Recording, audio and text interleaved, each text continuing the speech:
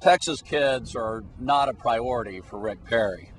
Faced with budgetary decisions, he has chosen big business over children's health.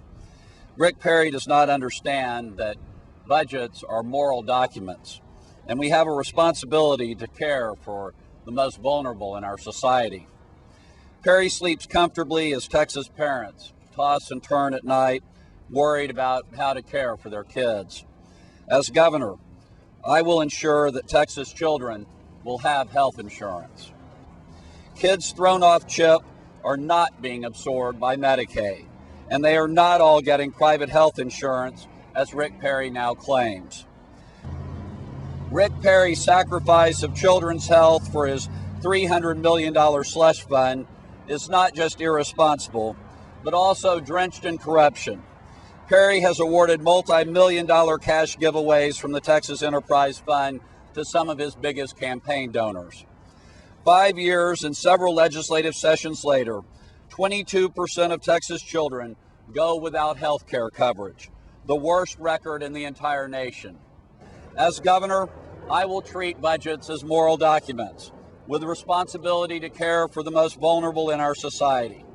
And as governor, I will ensure that all our children have health insurance and access to affordable health care.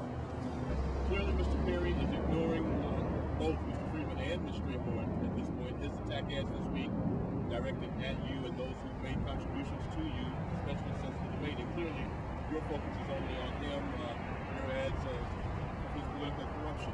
Talk about the fight that's shaping up between the two of you in the last 21 days. Well, since the debate, I think Mr. Perry has clearly seen where the momentum in this race is heading. And we're very excited about the direction the race is taking and know that we can close the gap between now and November 7th. My challenge in this race was always getting better known around the state. Now I have the financial resources with which to fight. We have momentum coming off of the debate, and we're going to have a Democratic victory on November 7th. A few weeks ago, Texas Public Utility Commission publicly released a report that said an electrical company known as Company C was manipulating the Texas electrical market.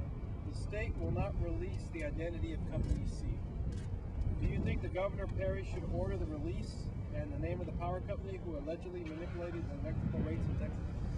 Well, I think we all have a pretty good idea which utility was involved, and yes, Mr. Perry has been playing politics with utilities for a long time here in Texas, and folks have had it, and I think they're going to voice their frustration on November 7th. But if he wanted to deal honestly with ratepayers all across the state of Texas, yeah, he'd have that information released.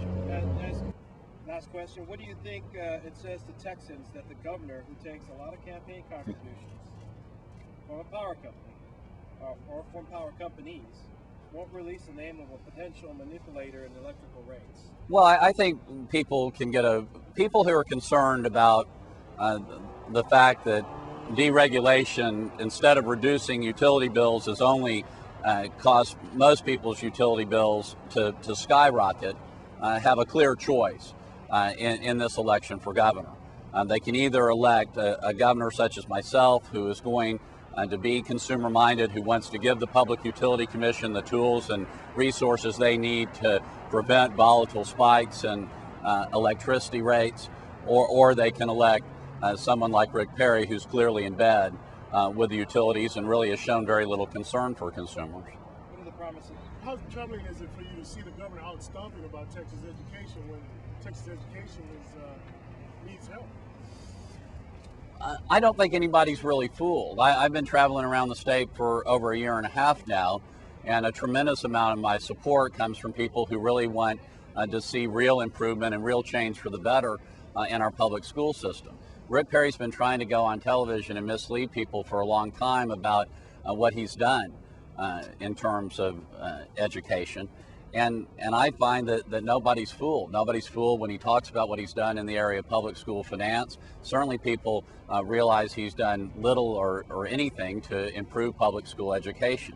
Basically, Rick Perry is married to the tax test. He thinks that one standardized test is the end all and be all for public school education, and that's all we need to worry about.